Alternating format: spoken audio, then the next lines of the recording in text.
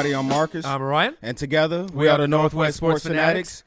Back at you guys with a brand new video, of course. This time, we're going to go over the Northwest Sports Fanatics top 5 college football teams. And it was an exciting weekend that we have been waiting for since week 1. Yes, it definitely made up for that week 2 debacle that we had to sit through and watch. But without further ado, let's get right into our top 5 teams. Let's start at number 5 with the Houston Cougars. All right, so Houston Cougars defeated Cincinnati 40-16. Yes, Houston Cougars, of course, they're led by Mr. Greg Ward Jr. He had another amazing game, 326 passing yards. He did throw 2 interceptions, 26 carries for 73 yards, but I'm more concerned about him taking that punishment with them 26 carries. He's a little guy. Right, so he's a dual threat, obviously, for Houston. We haven't seen anyone on this team in a long time to really have that leadership to take them to maybe a top 5 level. Ran for 2 touchdowns in the fourth quarter.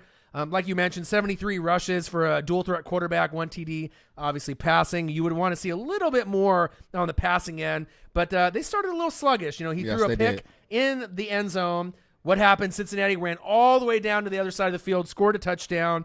People on Houston got a little bit nervous, thinking that they might actually drop this game. But what happened? The defense stepped up. Greg Ward stepped up. They ended up having a 16-12 lead, obviously, from when they trailed. Take that advantage, move forward. Defense stepped up. They had a safety and 2 pick sixes. Typically, when you have tough statistics like that and you step up, you're going to win the game at some point or another. Yes, of course. And like you said, that defense scored 16 points to help them pull away. Who's up next for Houston? All right, Houston, up next is Texas State. Now, last year they played this cupcake game. They won 59-14. Ward had 4 TD passes, okay? They had 2 TDs rushing, 689 yards total. That's pretty good, right? So remember this. This is the highest rank for this team since 1990. And shout out to Stephen Taylor and Howard Wilson, obviously with those big statistics, with those pick sixes. And last 5 opponents they've held for under 100 yards rushing. So that's kind of a real big key to their success moving forward, being in our top 5. Yes, Houston is going to bust someone's bubble coming into those final rankings. They are legit. All right, so let's go to our number 4 team. We're going to go with the Michigan Wolverines. All right, they defeated Colorado 45-28. Of course, they was led by my guy, Mr. Jabril Peppers. The last defensive player to win the Heisman was, of course, Mr. Charles Woodson from Michigan. Right. And Mr. Peppers is well on his way. Check out his stat line. Okay. 9 tackles, 4 tackles for a loss, 1 sack, and a huge game-sealing punt return. Right. Above average player. We haven't seen anybody really at the defensive position play this well overall statistically. And you don't usually see someone that plays in the secondary, right, returning kicks and punts and being as successful as him. They did fall behind twice. Yes. By 2 touchdowns in the first quarter. I know Wolverine fans were a little nervous as well, but Peppers led the way like he always does every week, and they got the best tight end in college football, Jake Butt, no pun intended. Yes, sir. Right, 7 receptions, 87 yards. He's a stud. There's not too many, tight ends in college football right now that give him the production week in and week out for John Harbaugh. And it's one of those things where if Michigan wants to end up beating Ohio State, they're going to have to rely on Jake Butt and Wilton Spite. Obviously, they're a new QB. He's kind of off and on to me. He doesn't really seem like he's, like some of the other, quarterbacks, like maybe Action Jackson from Louisville. He struggled in this game, 16 for 30, 229 yards, 1 TD, but it was good enough to be able to get them the W. All right, and one quick stat for you guys. Michigan, with Jim Harbaugh coming back, they're starting a resurgence of the Wolverines football.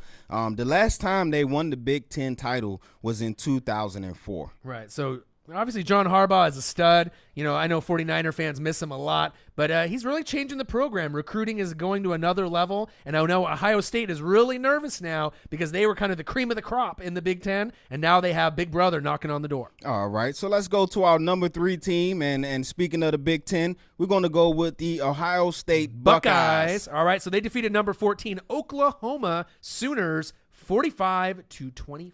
Of course, they're led by my guy, Mr. J.T. Barrett. He had 152 yards passing, 4 TDs, and one of his TDs that he threw was one of the best catches that I have ever seen by Mr. Noah Brown. Absolutely, and if you ended up watching the highlight into the red zone, caught the football behind the defender on his back, falling back into the end zone. And I have a couple little stats for you, all right? So he had 5 receptions in this game for what? 4 touchdowns. Are you serious?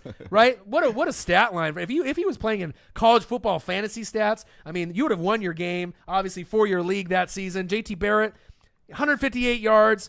Now, I want to be able to see a little bit more touchdowns than 4 touchdowns and 0 picks, just to one receiver. Right. You know, that's a little one-sided. They're not going to be able to do that all season. But going into the game, Noah Brown, which is a no-name player that no one really knows about at this point. Until that catch. Right. 5 catches in his career, all right? Career for only 1 touchdown. Wow. So he added to his stat line, padded it up. Mike Weber is a stud at the running back position, 123 yards rushing.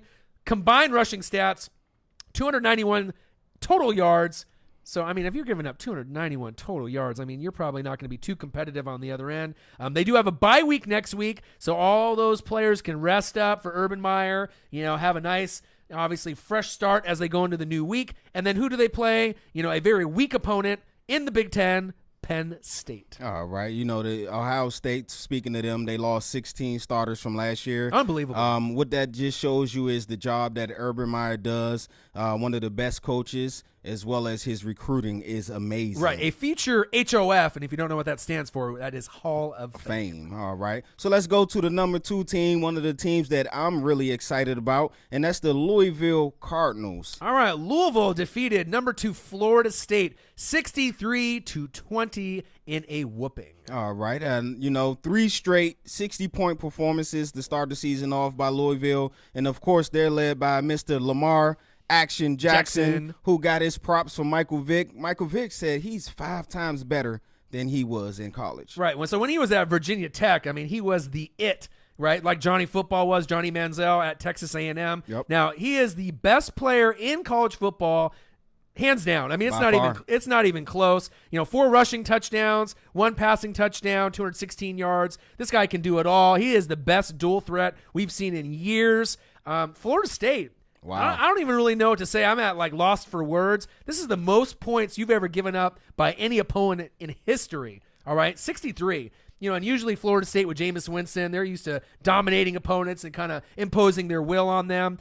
He already has 18 touchdowns. I'm speaking of Lamar Action Jackson's already. I don't really see him slowing down. We got him at number 2. You know, some people would argue with us that maybe Ohio State should be at number 2. But the defense, besides Action Jackson, is really the key. 5 sacks. The D is legit. You know, they're a lot better than people think. They held FSU to 284 yards total, forced 2 turnovers, and I don't really see them slowing down. So if Alabama slips up in this SEC, you will see a new number 1 team, whether it be Louisville or Ohio State. And for Louisville, what I'm looking forward to is October 1st. They have a huge date with number 5 Clemson. Right, and next up, they have Marshall, another cupcake game where I would imagine Louisville will win by at least a minimum of 20 points. 50.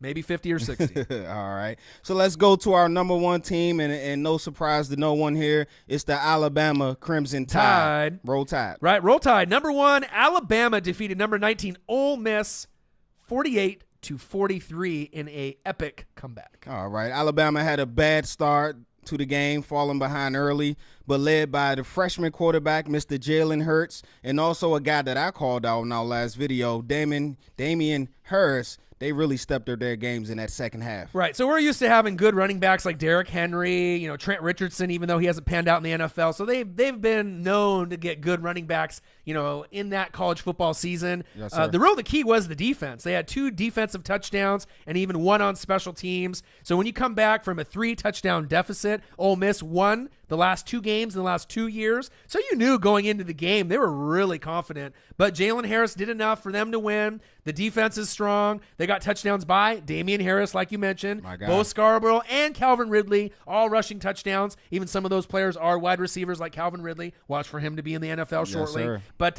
I'm really surprised that Alabama is struggling. You have the best coach in college football in Nick Saban. You have the best recruiting class. You shouldn't be down by 21 points to kind of a team that's mid-tier in the SEC. So this does give a little hope to Ohio State, Michigan, Louisville and Houston, and maybe even Clemson, if Deshaun Watson can step it up to maybe have a little wiggle room to make the playoff, considering the playoff is only going to be the top 4 teams as we get to the end of December, early part of January. Who Alabama got coming up next? All right, so Alabama has got another cupcake game. Who? Kent State. They'll win by probably 30 or 40. It's really going to matter when they get into the cream of their schedule in the SEC, when they play a few other teams that are going to be a little bit more legit, a little bit tougher, maybe like a Georgia or LSU. Right. But I would assume they're going to be number one more than likely, probably for the rest of the season. All right, it wouldn't surprise me if they run the table. So there you have it, the Northwest Sports Fanatics top 5 college teams.